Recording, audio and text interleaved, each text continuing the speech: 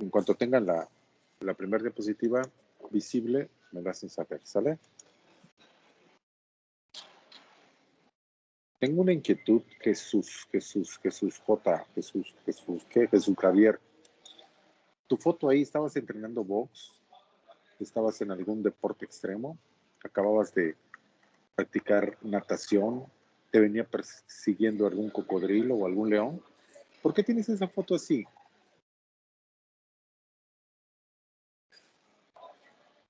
Hello.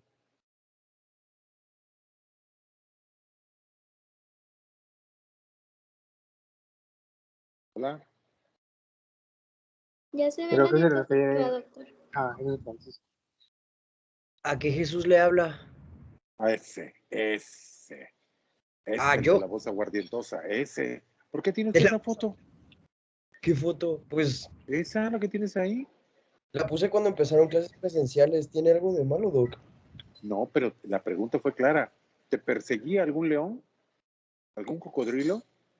Pero si en mi Acababas foto... de... Pero solo aparece mi cara, no entiendo por qué. Exacto. Porque me da la impresión que estás fatigado, estás bañado en sudor, estás Sí estaba bañado, asomándote a la... sí estaba bañado en sudor. Ahí está. ¿Ve? Eso es Eso es cierto. el de Yo la le voz encargo... aguardientosa. Exacto.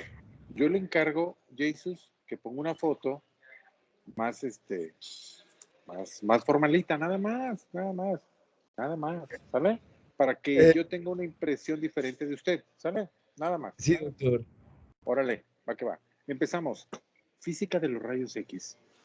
Como física de los rayos X se refiere a de qué manera la radiación que se produce en un equipo médico de rayos X va a interactuar con el cuerpo humano para producir una imagen. ¿Cómo se produce esta radiación? ¿Cómo se producen estos rayos X? ¿Cómo podemos manipularlos? ¿Y cómo podemos asegurarnos que no nos va a hacer daño ni al paciente ni a nosotros? Alguien, bueno, vamos a leer esta definición. Dice, ¿cómo se define los rayos X? Es un tipo de radiación que pertenece al espectro electromagnético, que ahorita vamos a ver, y que al interactuar con la materia, en este caso solamente con el cuerpo humano, porque los rayos X también se utilizan para evaluar y supervisar ductos. Por ejemplo, en Pemex, todos los oleoductos, los gasoductos y todos los ductos que llevan algún derivado del petróleo, se les somete a radiación y ven la soldadura, ven el desgaste, miden el grosor y miden otras cosas. Eso no es inferencia ni tiene importancia en nuestro curso. Solamente la materia se refiere al cuerpo humano. ¿Y qué produce efectos? Estos efectos electrónicos son captados por pantallas o por chasis especiales y son procesados por una computadora y nos dan una imagen. Esos son. Esa es a manera de definición los rayos X. Y como tal, vamos a manejar esta definición como la única. No es la única, yo lo sé, pero para este curso esa es la que vamos a manejar. Ok, miren esta imagen. Aquí vemos a Superman. Todos saben que Superman tiene vista de rayos X. En mi infancia, yo recuerdo, y voy a buscarlo en internet para ponerlo en la clase, que habían revistas o periódicos que vendían lentes con visión de rayos X. Ahorita que soy imagenólogo comprendo que era una super farsa, pero quien no tiene noción de cómo se producen los rayos X pueden llegar a pensar que existan lentes que puedan tener visión de rayos X. Para que la radiación de rayos X pueda funcionar o pueda, no dudo que la tecnología los pueda inventar y los pueda comercializar y en un futuro poderlos tener, se necesitan dos puntos importantes. Uno, que se genere, ¿dónde se va a generar esa radiación? Y dos, ¿dónde se va a captar esa radiación? Porque los rayos tienen que atravesar el cuerpo humano, lo atraviesan y luego, ¿quién los captura? ¿Quién los lee? ¿Quién los recibe? tendría que haber un receptor, un emisor y un receptor. Y el cuerpo humano o el objeto que se desea valorar estaría entre el emisor y el receptor. Pero bueno, Superman es Superman y nosotros creíamos realmente que tenía vista a rayos X. Y aquí vemos al cirujano y a una enfermera y Superman sin ninguna medida de seguridad para el paciente le dice el cirujano, mi paciente tiene una astilla de cristal incrustada en el cerebro y nuestro equipo de rayos X no es posible detectarla para que yo lo pueda operar. No hay problema. Es la voz de Superman. No hay problema. Con mi visión de rayos X, que es insuperable por cualquier equipo de rayos X, yo lo puedo ver sin problema. Entonces, Superman ve el cerebro y dice, efectivamente, doctor, está localizada la astilla en el cerebro. Puede usted operar. Anda, anda, anda, Superman. Dile que no es Superman. A ver, dile que no. Esto es muy interesante. La radiación así, los rayos X así como son producto de la imaginación y yo creo que el que los... muchas gracias. Y quien lo escribió provocó ese efecto, ¿no? De, wow, el hombre increíble. Entonces, parte de la historia vemos que los científicos estudiaron e inventaron unos tubos donde se les ponía un cátodo y un ánodo con cargas eléctricas opuestas y esta radiación producía fluorescencia, producían gases, producían radiaciones, producían muchas cosas. Y así tenemos a William Crookes que creó su propio tubo, su tubo de Crookes, y eran tubos que emitían rayos ionizantes.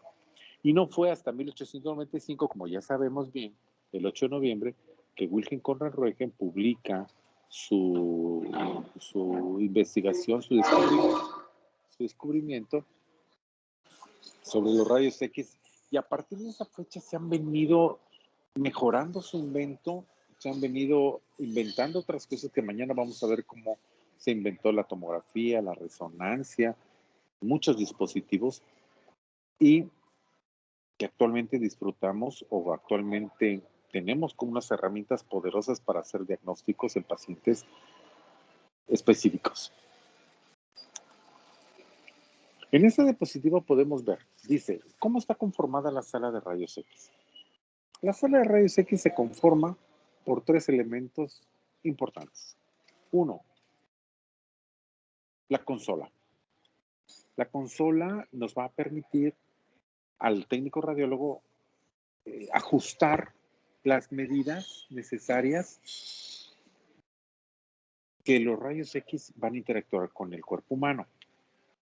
Un ejemplo, si el paciente presenta una sacroileitis, que es un desgaste de la articulación entre el sacro y el hueso ilíaco, no le vamos a tomar toda la columna, ni tampoco le vamos a tomar todo el abdomen. Solamente vamos a enmarcar y a dirigir los rayos X con el colimador hacia las articulaciones sacroiliacas que vamos a estudiar. Entonces, el técnico hace esos ajustes.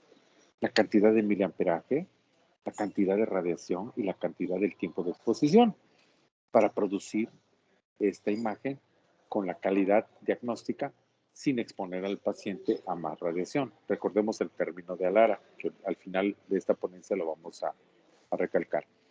El transformador es un dispositivo que ya traen los equipos y que recibe la energía eléctrica municipal, la de la calle, y la guarda, la transforma en el momento que el equipo la solicita y le manda el miliamperaje y el kilovoltaje necesario. Si no tenemos un transformador, de poco nos va a servir nuestro equipo de rayos X. El tubo de rayos X que vemos aquí, vemos, este es un tubo y este es otro tubo. La cajita que vemos en ese tubo, pegada, esa cajita que tiene una cara negra, ese es el colimador. Y ese es el colimador que nos permite centrar el rayo en el punto específico que queremos ver en una radiografía. Y por último, el equipo de impresión. No todos los hospitales tienen equipo de impresión. Cada vez se va usando menos el equipo de impresión. Ya todo es digitalizado. Incluso en los celulares podemos ver las radiografías. En las pantallas se le envía al paciente a su WhatsApp o a su correo. Se le puede enviar al médico a su correo o a su WhatsApp para que vea la radiografía y la interpretación radiológica. Y de esta manera se evitan grabar en CDs, grabarlos en acetatos, en radiografías. Cada vez vamos a ir viendo menos acetatos, menos radiografías impresas. Pero bueno, aún es parte de la comercialización de la radiografía.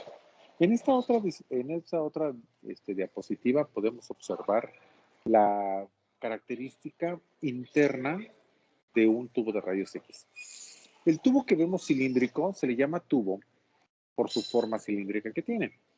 Está de un color morado, un color púrpura, un purpurine, donde vemos que está hecho de plomo y evita que la radiación se fugue. Lo que está en azul es el tubo en sí. Ese tubo está al vacío. Este tubo tiene un ánodo y tiene un cátodo. Estas características del cátodo es producir a través de la energía eléctrica, producir una nube de electrones.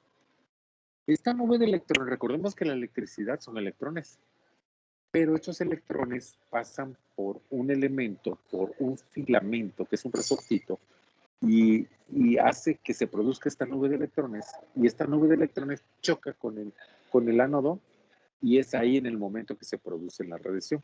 Al momento que se produce la radiación se dispersa para todos lados. La radiación no nos sirve si es dispersa.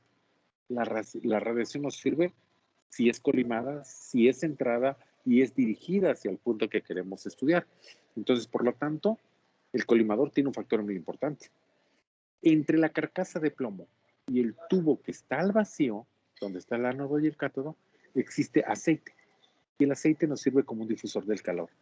Resulta que cada vez que el técnico da un disparo de rayos X, el 99% de la energía que se produce en ese momento, el 99% es calor y solamente el 1% es rayos X. Hay un gran desperdicio de energía. Estoy seguro que los ingenieros y todos los estudiosos de este tipo de equipamiento no han podido canalizar, utilizar o almacenar la gran cantidad de energía que se produce. Les voy a mostrar en la siguiente diapositiva un verdadero tubo, un tubo real, un tubo fotografiado de una manera real. Vean ese tubo está al vacío. Esas fotografías que vemos, esas tres del lado izquierdo, son tres tubos. Vean cómo hay un disquito, que ese es el ánodo, es giratorio, gira. Perdón, me adelanté. Ese disco gira y ese disco es el ánodo. Ese disco choca con la nube de electrones que se produce en el catión cuando da el disparo el técnico y se producen esos electrones y esos electrones chocan y en ese momento se producen los rayos X. En el dibujo y en el esquema podemos ver cómo se producen estos elementos y se los voy a mostrar. Se los voy nada más a señalar. No sé si ve mi cursor. Aquí está. Este es el ánodo giratorio. Aquí está. Este es el ánodo giratorio.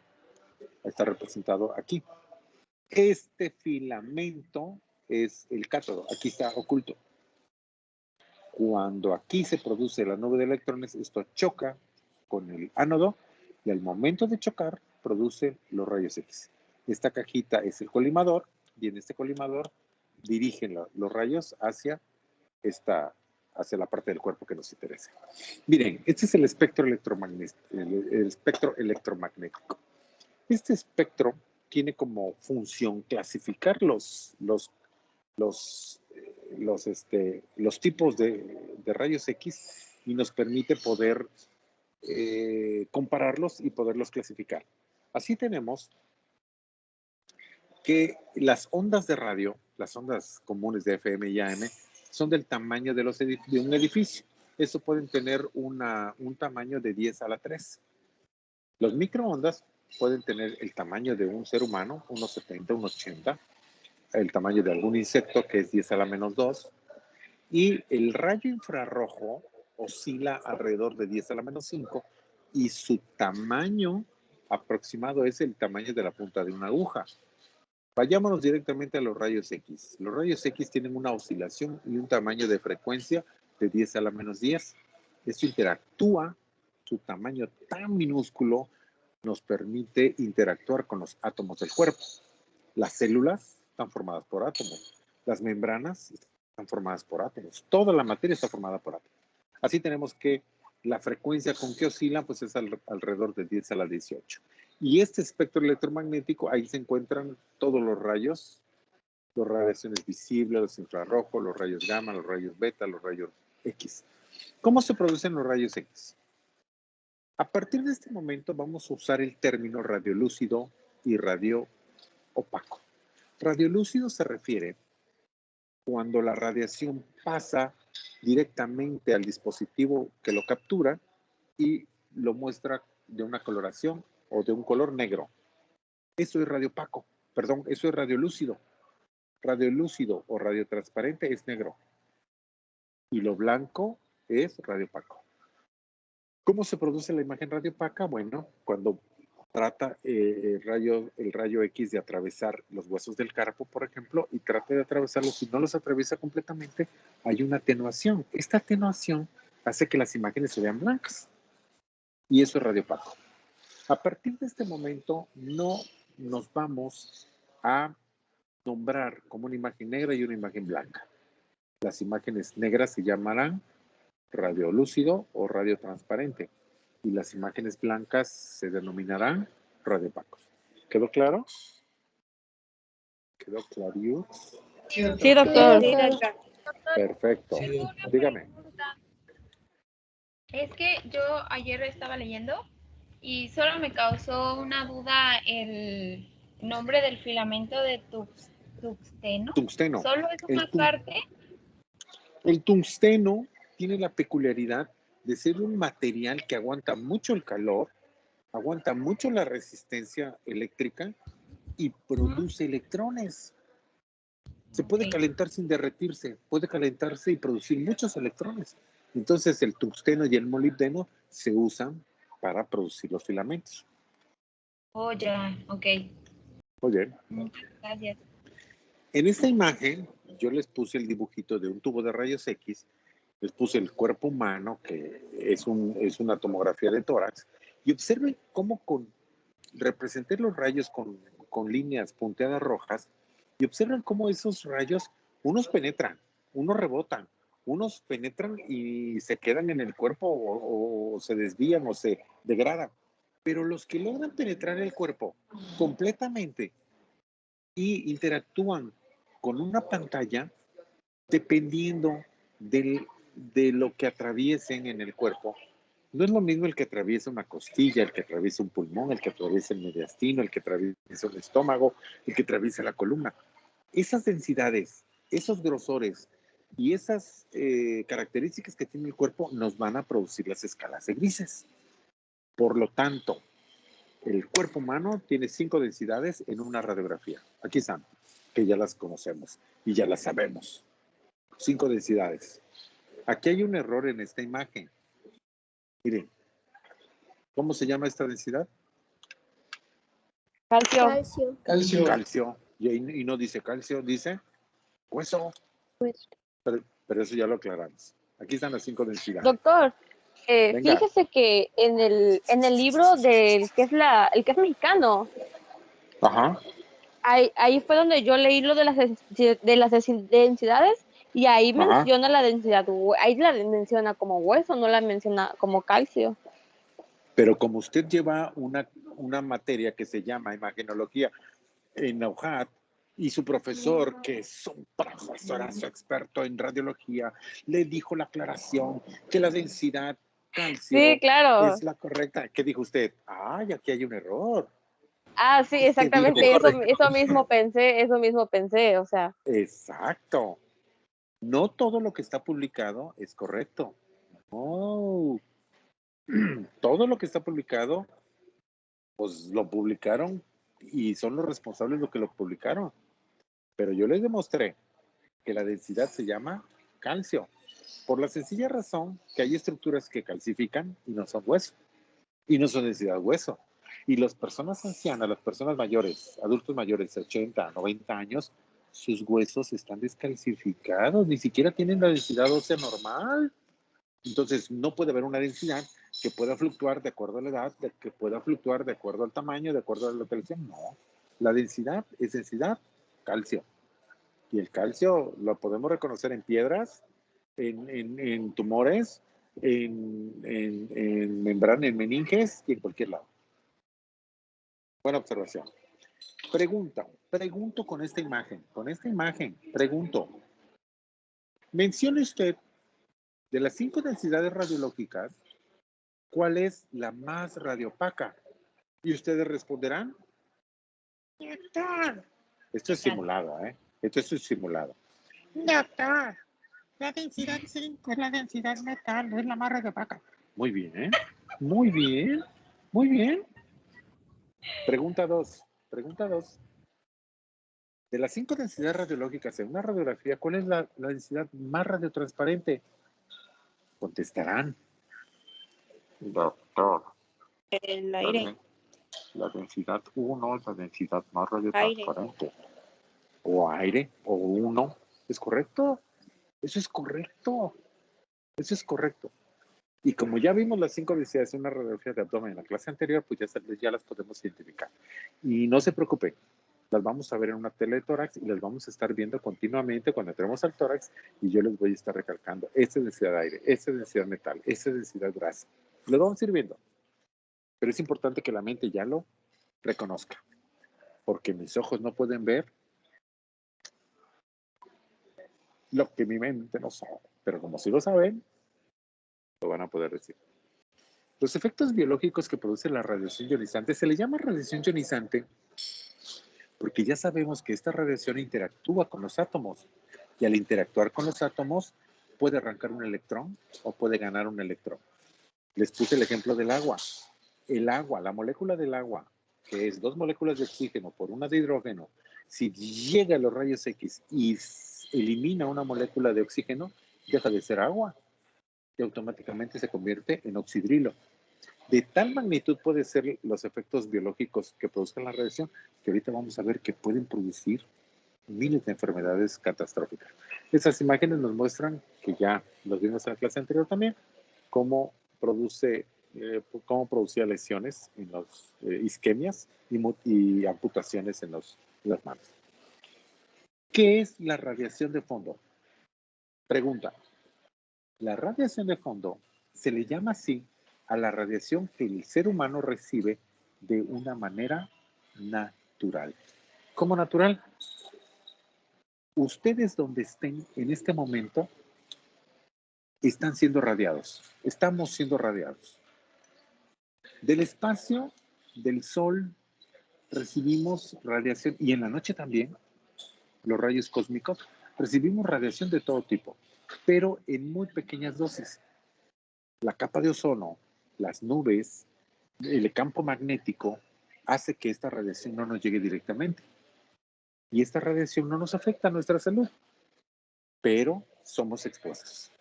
¿Cuál es la dosis de radiación de fondo que recibe en promedio un ser humano en la Tierra? Ahí está la respuesta. 2.4 milisieverts por año. ¿Quiénes de las personas de este planeta se radian más?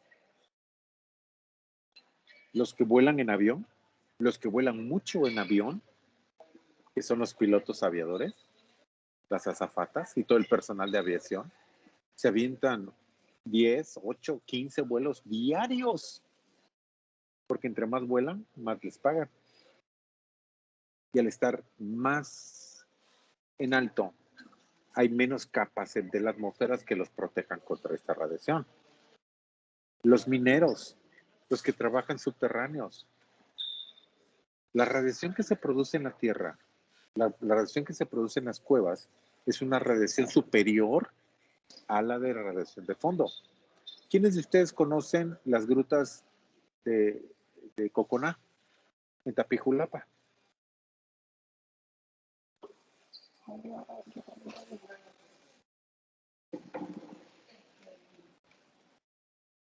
Ok, Kevin, pues resulta que ese recorrido que lo hiciste con tu familia o solo, o con la novia, o con el amigo, con quien sea, te expusiste a una radiación mayor que la que se expuso o lo que nos hemos expuesto todos. Y entre más los espeleólogos, los especialistas en grutas, pues son los que más se exponen a ese tipo de radiación. Recuerden, la radiación de fondo se le llama a la radiación que estamos siendo expuestos de manera natural. Natural. No a la radiación que se produce en los equipos, ni en las máquinas, ni en los lugares donde hay radiación. De manera natural. A eso se le conoce como radiación de fondo. Vean este artículo. En este artículo se titula Examen radiográfico del tórax, semiología radiológica de las neumonías de probable causa bacteriana. Este artículo fue publicado por el doctor Miguel Esteban en los archivos pediátricos de Uruguay en 2002 y lo que me llama la atención y lo que les quiero presentar es el cuadrito que está a la derecha. Resulta que una radiografía de tórax equivale a 3 días de radiación natural. Todos los pacientes que son sometidos a una radiografía de tórax equivale a 3 días de radiación natural. Hay pacientes que están en terapia intensiva que por su padecimiento todos los días se le toman radiografías por control, todos los días, que le ponen un catéter, que le quiten una sonda, que le puncionaron, que le pusieron, que se enfermó, que tiene más secreciones, que tiene menos secreciones, que lo van a extubar, que lo van a... Todos los días le están tomando radiografías. Ese no es el problema. Vean la lista. ¿Cuál es el estudio radiológico, según esta lista, que se expone más a radiación? Columna lumbar. Exacto. ¿A cuánto equivale de radiación de radiación de fondo? De 14 meses. 14 meses, más de un año. Está cañón. Les digo otro dato impresionante. Una tomografía, sea de cráneo, sea de tórax o de abdomen, una radiografía, una tomografía, que ya lo vamos a ver, una tomografía equivale a 500 radiografías de tórax. ¿Quiénes de ustedes se ha hecho o le han indicado tomografías de cráneo, de tórax, o de abdomen o de pelvis? Es increíble la cantidad de radiación que recibe el cuerpo humano. Cuando está bien indicado, cuando médicamente es necesario, no hay ningún problema, porque el beneficio es mayor. Pero una tomografía para ver si tiene un abscesito, para ver si tiene una piedrita en el riñón, óigame, eso no es válido, ni ético. Exponerse a la cantidad de radiación equivalente a 500 tomografías, 500 radiografías de tórax en un solo barrido, y a veces se hacen 2 barridos, simple contrastado, a 1000, el equivalente en radiación a 1000 tele de tórax, no debe ser. Esto es importante que lo sepan, y esto es importante que lo asimilen y que lo entiendan. No es necesario muchas veces que el médico especialista o el médico general abuse de la radiación. Para eso estamos los médicos radiólogos. Los médicos radiólogos podemos decidir si le va a ser útil el estudio o no le va a ser útil. Para eso estamos nosotros. Esa es nuestra especialidad. Esa es nuestra responsabilidad y esto es nuestro interés que tenemos para que toda la comunidad médica lo sepa y no lo ignore. Historia natural. ¿A qué me refiero con historia natural? La historia natural es la pauta que sigue una enfermedad sin el cambio, sin la contribución, sin la modificación por alguno de los factores humanos. La historia natural de la tuberculosis, la historia natural de la pancreatitis, la historia natural. ¿Cuáles son los pasos que va a seguir la enfermedad hasta llegar a su curación o a su muerte? Bueno, también la radiación, los pacientes que son expuestos a la radiación tienen este apartado de la historia natural. Antes de ver esta historia natural, quiero que quede muy claro que hay dos tipos de efectos que causan la radiación en el cuerpo humano: los estocásticos y los deterministas. ¿Cuáles son los estocásticos? Los estocásticos son los que se presentan por el solo hecho de estar expuestos a la radiación una sola vez. Supongamos, algunos de ustedes tienen sospecha de COVID, le hacen su prueba y va a tardar 3 días, pero sienten dolor en el pecho, sienten dificultad respiratoria, tienen tos, tienen moco, y su médico les dice: ¿sabe qué, Fabiancito? Vete a tomar tu radiografía.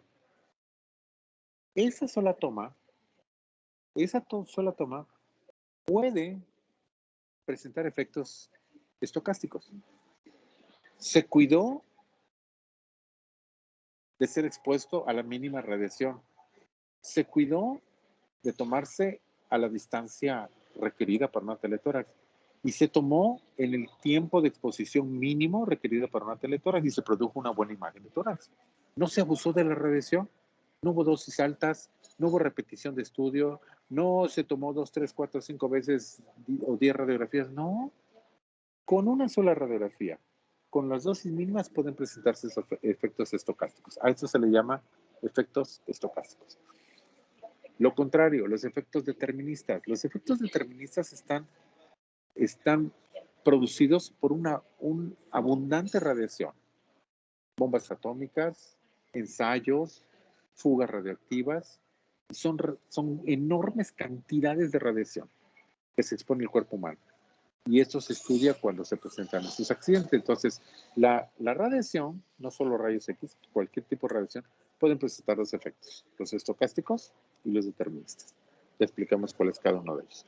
Aquí está la historia natural de la enfermedad de la radiación. Y les puse este ejemplo de Homero Simpson, un trabajador en una planta nucleoeléctrica, irresponsable, flojo, mentiroso, marrullero, y que vemos que cuando empieza el capítulo, cualquiera de los capítulos, él manipula una cápsula de radio y se le va en su mochila o en su espalda, y entonces él es expuesto a radiación. Ok, esta exposición a radiación produce un efecto prodrómico. Los pródromos son los síntomas que presentan antes de que den los síntomas definitivos de la enfermedad. Puede haber un periodo de latencia que puede ser de semanas a meses. Y cuando la enfermedad se manifiesta, dependiendo de la toxicidad o del grado de radiación que fue expuesto el paciente, por sí solo se puede recuperar. Sus propias defensas del cuerpo pueden hacer que no le produjo tanto daño y recuperarse, sanar, o le puede producir la muerte. De esta manera simple, de esta manera práctica, la radiación que interactúa con un cuerpo humano a grandes dosis puede presentar esta línea o esta historia natural de la enfermedad. Esta tablita nos dice cuáles son los efectos precoces y cuáles son los efectos tardíos o diferidos.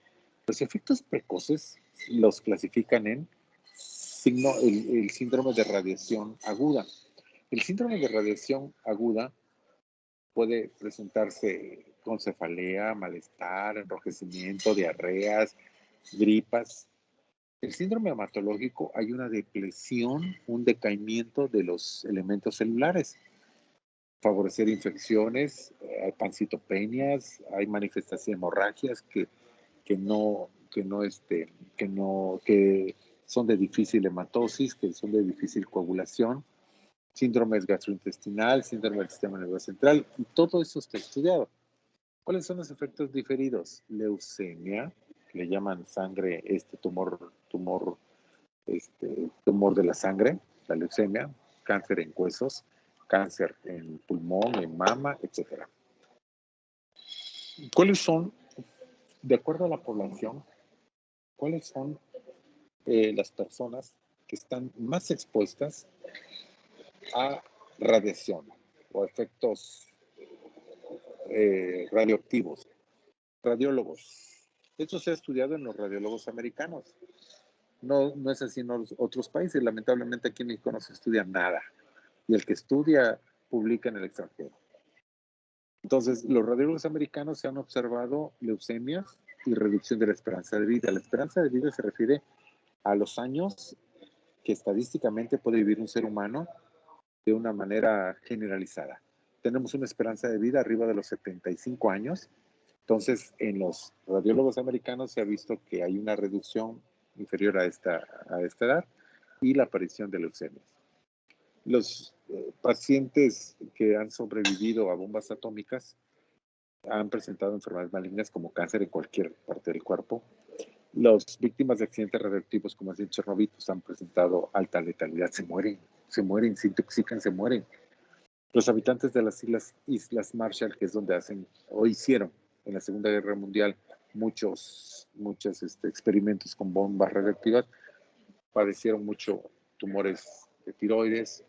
En los mineros de uranio que capturan y pasan días, meses y años bajo tierra, cáncer de tiroides, cáncer de pulmón, cáncer de cualquier parte del cuerpo. ¿A qué se refiere con radiosensibilidad? La radiosensibilidad se refiere a la facilidad que tiene un tejido y producir daño. Por ejemplo, en este cuadro se maneja una alta radiosensibilidad, intermedia y una baja. Nos interesan mucho los tejidos que presentan una alta radiosensibilidad. ¿Cuáles son esos tejidos que son radiosensibles a las radiaciones? Válgase la redundancia, son los linfocitos, los tejidos sanguíneos. Los espermatogonios, ¿quiénes presentan espermatogonios? Son células no son totipotenciales, son células madre que dan origen a los espermatocitos. Los eritroblastos y las células de las criptas intestinales. Los que presentan una radiosensibilidad intermedia son las células endoteliales, que recubren todos los vasos venosos y arteriales, los osteoblastos, las espermátides y fibroblastos. Y las que no presentan tanta radiosensibilidad, que son un poquito más resistentes a la radiación, son las células musculares y las células nerviosas. En ese otro esquema podemos ver la cantidad de radiación que, si se expone a tal tejido, va a producir. ¿Qué efectos esperamos en el cuerpo humano que son sometidos a radiación? Atrofias, hipoplasias, eritemas, úlcera, detención del crecimiento en niños, por supuesto, y múltiples manifestaciones por la interacción. Esta ley se llama Bergonin y Tribondeau. Está conformada de cuatro apartados que lo podemos dividir en dos. Uno, ¿todas las células madres son radiosensibles? Sí. ¿En qué etapa de nuestra vida tenemos más células madres? En la infancia. Y de la infancia, ¿cuál es la etapa que tiene más? Los recién nacidos. Y de los recién nacidos, incluso el feto tiene muchísimas más células madre. Por lo tanto, no debemos radiar a ningún feto, por ningún motivo. Los tejidos más jóvenes son más radiosensibles, los niños. Al elevarse la tasa de actividad metabólica, la tasa de actividad de una célula, son más radiosensibles. Y la proliferación celular y el crecimiento de los tejidos aumentan la radiosensibilidad, otra vez en niños. De toda la población en general, de todos los pacientes, los que menos se deben radiar o menos deben ser expuestos a radiaciones son los niños. ¿Cuáles son los factores biológicos? La oxigenación. Los tejidos con mayor oxigenación son más radiosensibles. La edad, los extremos de la vida, los niños y los pacientes de la tercera edad. Sexo, hombre, mujer.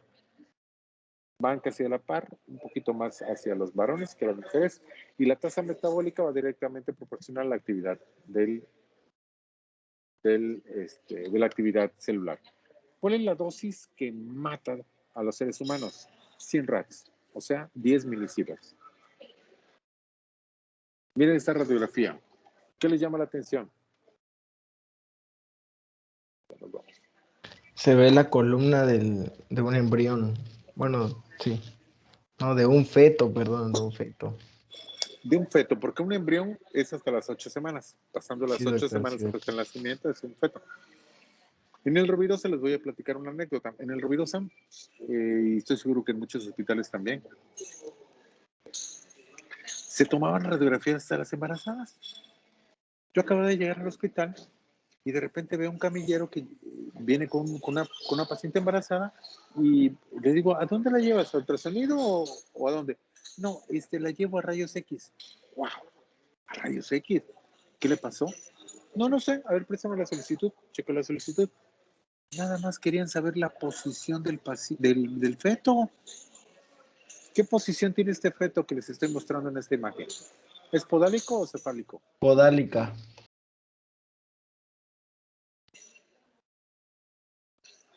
No, no es podálica. Ah, es cefálica, perdón, es que Es cefálica. Si no es Juana. Si no es Juana, es Chana. Y si no, su hermana. Ah, qué bonito, ¿no? Qué bonito. ¿No están viendo la cabezota hacia abajo? ¿No están viendo la cabezota del feto que está hacia abajo? Eso es cefálico. Podálico sería si la cabeza del feto estaría hacia arriba y los huesos de la pelvis estarían hacia abajo. Entonces le digo al camillero, ¿sabes qué? No se le va a tomar, no tiene una indicación médica para tomarle radiografías a esta embarazada. Por favor, devuélvala a su cama. Y se fue, paciente. Ah, y le dije, perdón, le digo al camillero, y por favor, dígale al médico residente que baje para aclarar cualquier duda que él quiera. Y bajó el médico residente de gineco. ¿Qué tal, doc? ¿Cómo está? Hola, ¿qué no sé qué? ¿Qué pasó? Oiga, doctor, es que le mandamos radiografías a las embarazadas de término, pues para ver la posición. ¡Wow! Digo, ¿es en serio? Sí, es en serio. ¿Y tus maniobras de Leopold? ¿Y tu exploración? No te dicen, hay un dato, cuando llegan a gineco lo van a aprender, para poder detectar la presentación cefálica de un bebé, tiene que presentar las tres o las 4 R. Redondo, resistente, regular, y no me acuerdo si hay otra. Entonces, con esas 3 R's, nosotros tocábamos la parte superior del pubis y hacíamos así como un pelotoneo. Está la cabecita del bebé y hacíamos esto, así, así. Y si presentaba esa situación de redondo, regular y resistente, sabíamos que era la cabecita del bebé y automáticamente sabíamos que era cefálico. Digo, ¿y tus maniobras no te sirven? No, sí, no, pero es que hemos visto que los pacientes podálicos pues presentan anencefalia. ¿What? Mi cara así de what? No, no como la que hice ahorita. Una cara de what increíble. Digo, a ver, ¿qué me estás diciendo? Que las pacientes que presentan productos podálicos, ¿qué porcentaje presentan anencefalia? Anencefalia quiere decir que no se les formó el cerebro. Le digo, te voy a encargar, por favor, que me traigas un artículo donde mencione lo que me estás diciendo, porque no lo sé. No lo sé, pero lo voy a investigar. Eso fue en el 2001. Estamos en el 2021 y aún no llega el artículo. Entonces, estoy pensando que algo sucedió o no se ha publicado o no tenía bien la información el residente. Algo pasó. Te dejaron de tomar radiografías a fetos. ¿Por qué? Porque ya sabíamos todos los efectos que se podían producir en un feto y nada más ser sometidos a una radiación. ¿Se acuerdan que del esquemita a cuánto equivalía la radiación de la columna lumbar? Porque esto se tomaría con una técnica de columna lumbar. Equivale a 14 a 16 meses de radiación de fondo. No se vale. Bueno, en este cuadro se ven los efectos que se producen a la cantidad de 10 rats en el útero y de acuerdo a las semanas puede producirse desde un aborto espontáneo hasta mutaciones genéticas y de todo tipo. Con eso termino.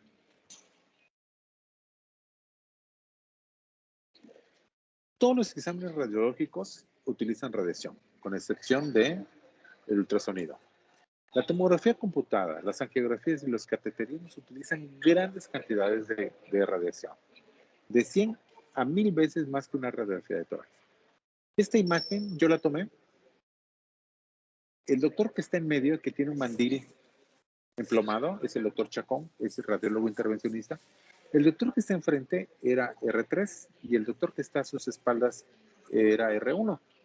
Actualmente el doctor Agustín, que está al frente de él, tiene 2 subespecialidades. Él terminó en el Rovirosa la especialidad de radiología, hizo neuroradiología 2 años más, hizo radiología, terapia endovascular, que son 2 años más. Tiene 2 subespecialidades, es especialista y tiene 2 subespecialidades. Actualmente radica en Colombia, se casó con una colombiana, no sé por qué, desconozco. Y se fue a vivir por allá, él es tabasqueño, egresado de la UJAT, así como ustedes. Brillante, excelente, excelente médico. Y los 3 tipos que observan ustedes atrás de la ventana, esa ventana está emplomada, está protegida con plomo, es un cristal transparente. Son los técnicos radiólogos, están observando, el doctor Chacón les está enseñando cómo hacer una angiografía con una punción de la arteria femoral, cómo puncionar, meter un catéter y navegar hasta el cerebro y hacer la panangiografía. Y ya con esta me despido. Estos son los términos y son las instituciones que rigen y que regulan. Muchas gracias, querido público, muchas gracias. Que son los que rigen el uso de la radiación. Y ahí está el término ALARA, que quiere decir usar la radiación, la mínima radiación, a la mayor distancia en el menor tiempo para producir una imagen de calidad diagnóstica. ¿Alguna pregunta? ¿Algún comentario?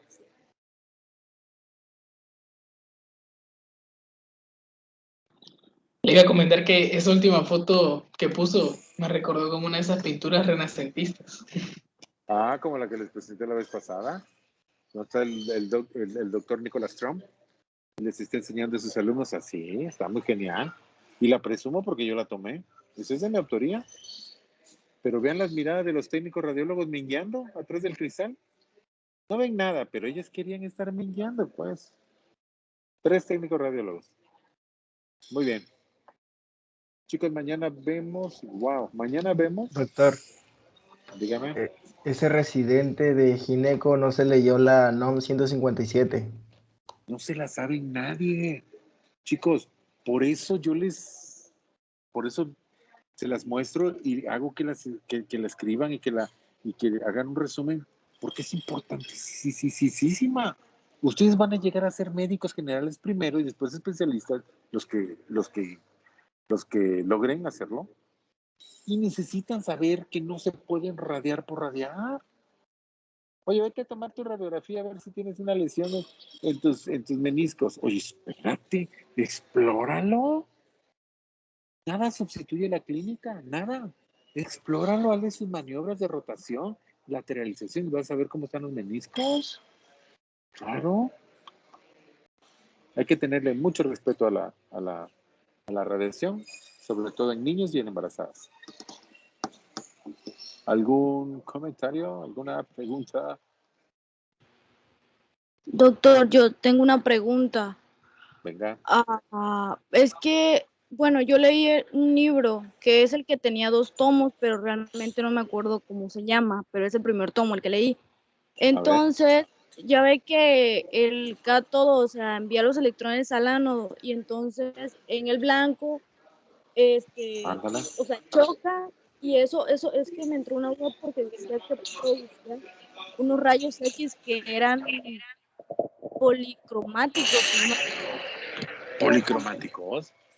Sí, No. y habían otros, bueno, No. eso, bueno, creo que así era, pero después mencionaba que la interacción entre los electrodos del cátodo y el ánodo producían otros rayos, que eran los rayos X monocromáticos. Entonces, Wow.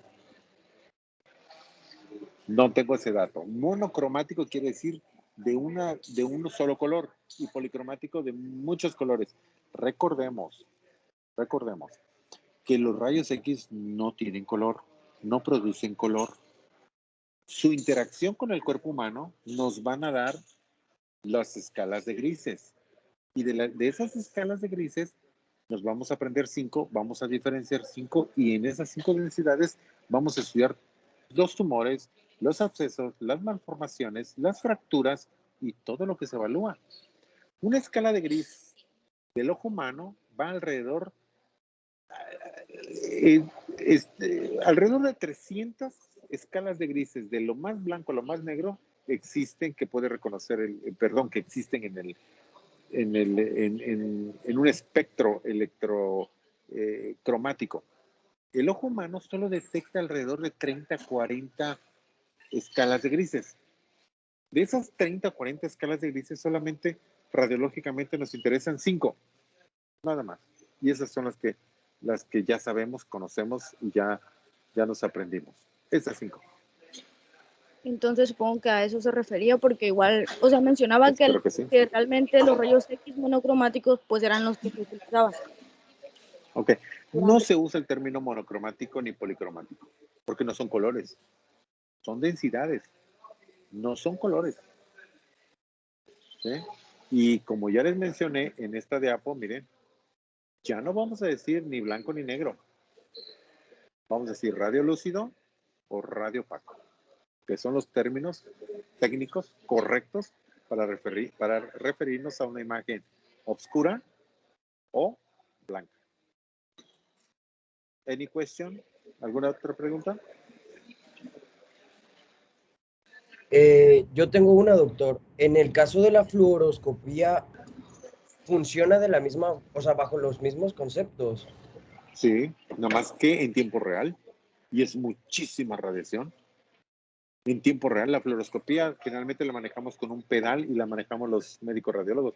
Estamos haciendo el estudio y apretamos el pedal y viene la radiación, la capta una pantalla baja abajo del paciente y la transmitimos o se transmite en una pantalla, en un monitor, les voy a mostrar. Y ese monitor es el que nos sirve para guiarnos.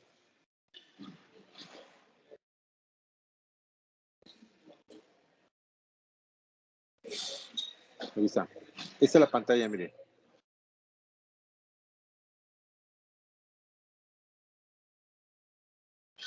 El tubo de rayos X está aquí.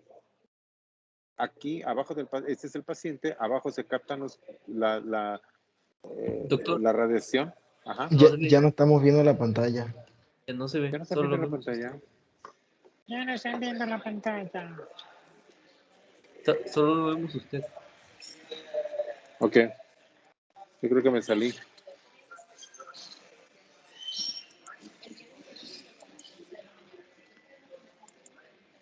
Ahí está. En esta.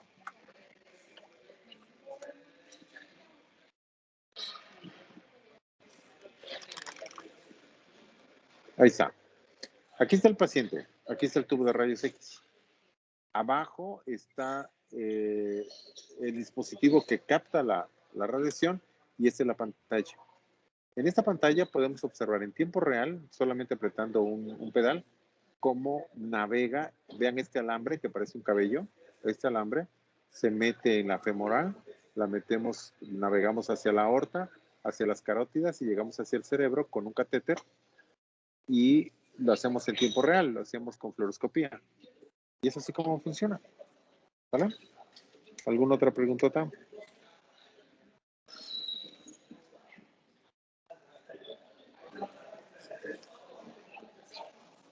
Bueno, nos vemos mañana. Estudien física de ultrasonido, física de la tomografía y física de la resonancia. Hasta la vista, chicos. No dejen de estudiar, por favor. Saludos a todos. Mañana. Gracias. Buenas noches. Gracias, doctor. Hasta mañana. Buenas noches.